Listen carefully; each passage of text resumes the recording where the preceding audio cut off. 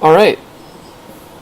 So, my name is John Mulhern. I am recording this for a human-computer interactions project proposal pre-planning stage where I will present my sources for the group project.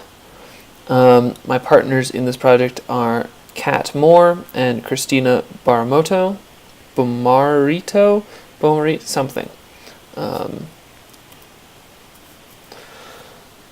The first source that I have for you guys today is Improving Participation and Learning with Gamification. This was an experiment done at a school where they tested the effects of gamification on student achievement over a couple years. They did 3 years without gamification and 2 with, and they compared the results of student achievement over that time to see what effects it would have. They added concepts like experience points, levels, badges, challenges, leaderboards, all in an effort to encourage students to interact with the course in different ways than the normal, and to engage with the material much more. And the whole idea being that if they made a positive interaction instead of a negative one, they would get greater participation and thus greater achievement. Results. They were overwhelmingly positive. The grade discrepancy between the highest performing and the lowest performing students shrunk drastically. The failure to submit assignments dropped drastically. Students were more aware of what assignments required and were more aware of course requirements and rules.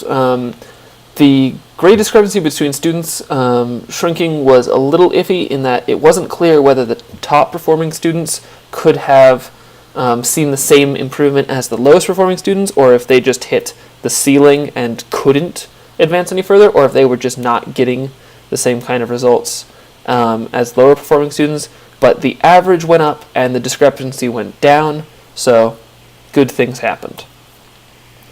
The second paper that I cited is Engaging Engineering Students with Gamification. A very similar study was done at another school, this time with an engineering course taught at a master's level.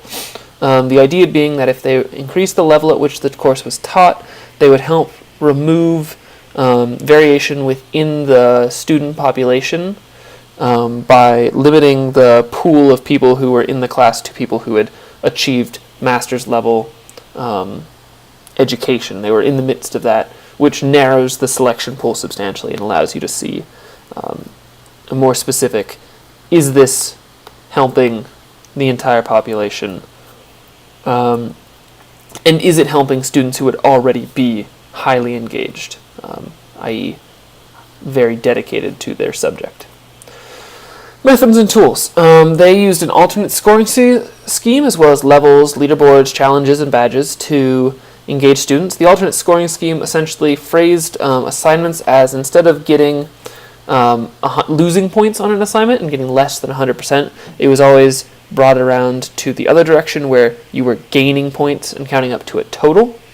And it was phrased that way consistently to help reinforce that doing assignments and getting points was a good thing instead of missing assignments and losing points. So that was their main thrust there.